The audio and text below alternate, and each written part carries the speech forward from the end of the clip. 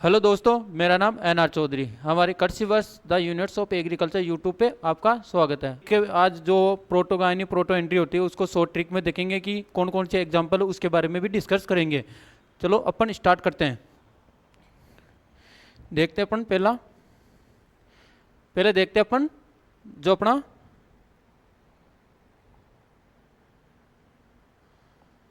पहला होता है अपने प्रोटो एंट्री। फर्स्ट क्या होता है? Proto entry.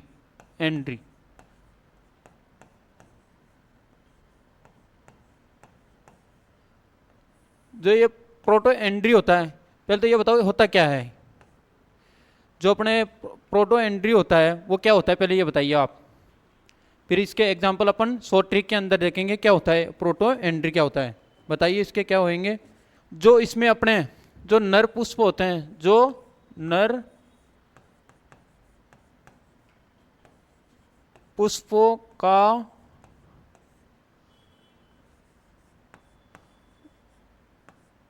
मादा पुष्पों से पहले परिपक्व हो जाए। मादा पुष्पों से पहले परिपक्व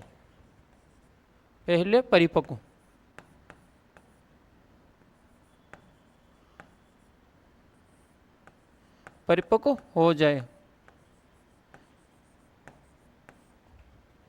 उसे ही प्रोटो एंट्री कहते हैं।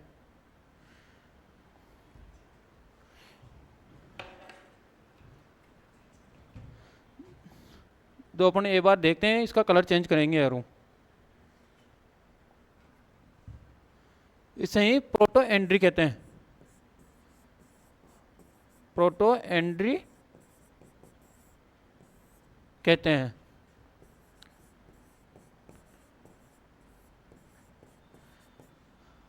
प्रोटो एंट्री किसे कहते हैं? जो नर पुष्पों का मादा पुष्पों से पहले ही परिपक्व हो जाए तो उसे प्रोटो एंट्री कहते हैं। इसके एग्जाम्पल देखेंगे। एग्जाम्पल कौन कौन से होते हैं जो अपने ट्रिक के माध्यम से देखेंगे। इसकी एक ट्रिक है अपने पास, गम में पसीना। गम में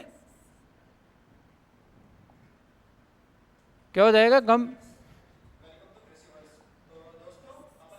में पसीना। इसकी ट्रिक क्या हो जाएगी? गम में पसीना। इसका मतलब क्या होता है? पे का मतलब क्या होता है? सी का मतलब क्या होता है? और एन का मतलब क्या होता है? ग का मतलब क्या होता है? गाजर। एम का मतलब मक्का। अब पी का मतलब बताओ क्या होता है? पी का मतलब प्याज। पे यानी प्याज। और सी का मतलब सीताफल। इसका क्या हो जाएगा? सी का मतलब सीताफल। और एन का मतलब नारियल या अनानास। एन का मतलब क्या हो जाएगा? नारियल, या इसका नारियल कोकोनट हो जाएगा। नारियल।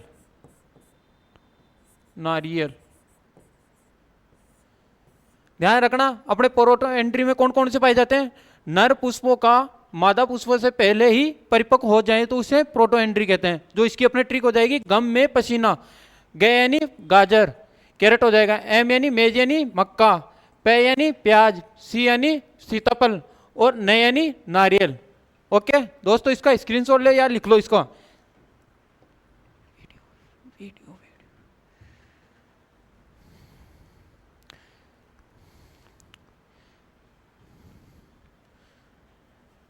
एक बार और देख लेते प्रोटो एंट्री क्या होता है। नर पुष्पों का मादा पुष्प से ही पहले ही परिपक्व हो जाए तो उसे प्रोटो एंट्री कहते हैं। तो इसमें अपना जो एग्जांपल है उसमें ट्रिक के माध्यम से देखेंगे कौन से। गम में पसीना। ग यानी गाजर। एम यानी मक्का। पे यानी प्याज। सी यानी सीताफल। एन यानी नारियल। तो अगला देखेंगे हम, जो अपने प्रोटोगाइनी होता है वो क्या होता है, उसके बारे में भी ट्रिक के माध्यम से देखेंगे प्रोटोगाइनी क्या होता है। अगली स्लाइड देखते हैं। अगली स्लाइड में देखेंगे प्रोटोगाइनी क्या होता है।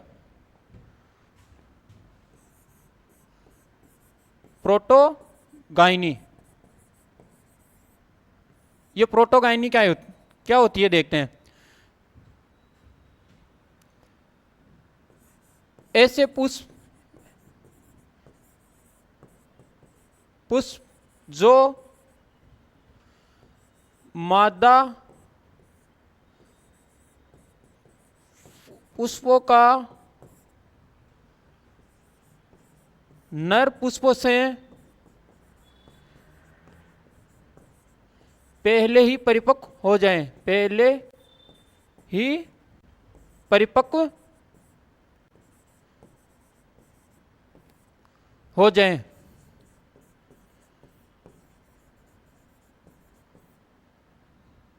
हो जाए उसे क्या कहते हैं? प्रोटोगायनी। प्रोटोगायनी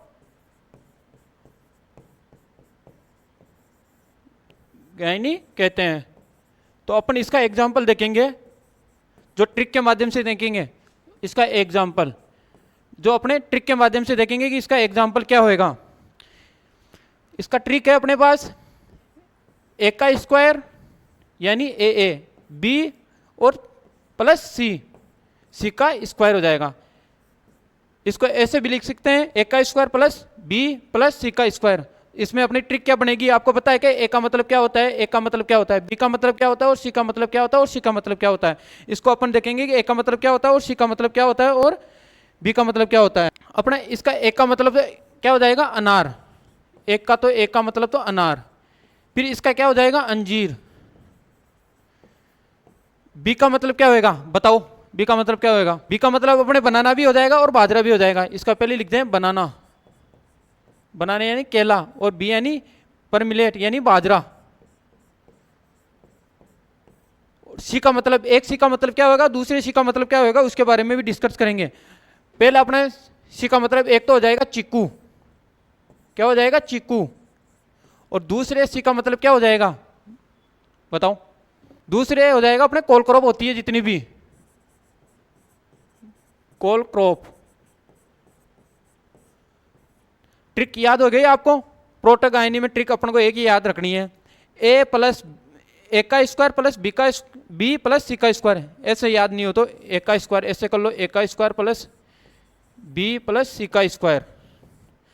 दो बार अपन को ए लिखना है। एक का तो ए का मतलब हो जाता है अपने अनार, दूसरे ए का मतलब हो जाता है अंजीर,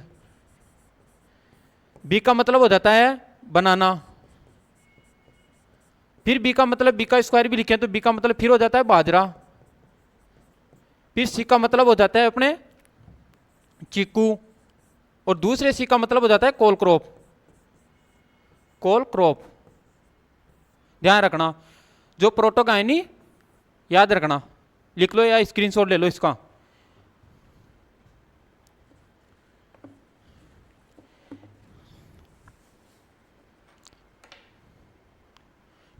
चलो चलते फिर आगे बढ़ते हैं। एक चीज और देखते हैं अपन, जो अपने सिट्रस होता है, जो उसमें जो भंडारण करते हैं उसको कौन कौन से को भंडारण करते हैं। जो अपने नींबू है, एक तो कागजी नींबू है, माल्टा है, मौसमी है। तो अपने जो भंडारण करते हैं, स्टोरेज करते हैं, जो नींबू को किस टेम्परेचर, कितनी ह्यूमिडिटी और कितने समय तक कर सकते हैं। जो अपना नींबू होता है, फर्स्ट है अपना नींबू,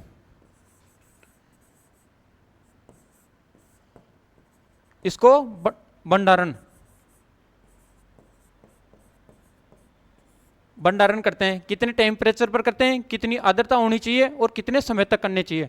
जो अपना नींबू होता है उसको 8 से 10 डिग्री टेम्परेचर पर, तापमान पर भंडारण करना चाहिए।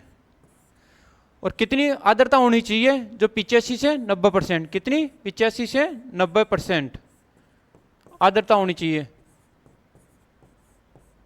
और कितने समय तक भंडारण कर सकते हैं इसको बताइए? जो अपने 3 से 6 सप्ताह तक, 3 से 6 सप्ताह तक भंडारण कर सकते हैं। यह ध्यान रखना, जेट में पर्सन आ सकता है, अपने जेट में पर्सन आ सकता है, उसमें पूछ सकता है कि कितने स्टोरेज यानी कितने टेम्परेचर पर इसका भंडारण कर सकते हैं और कितने समय तक कर सकते हैं, 3 से 6 सप्ताह तक। अगला देखते हैं सेकंड नंबर पे, अपने आगे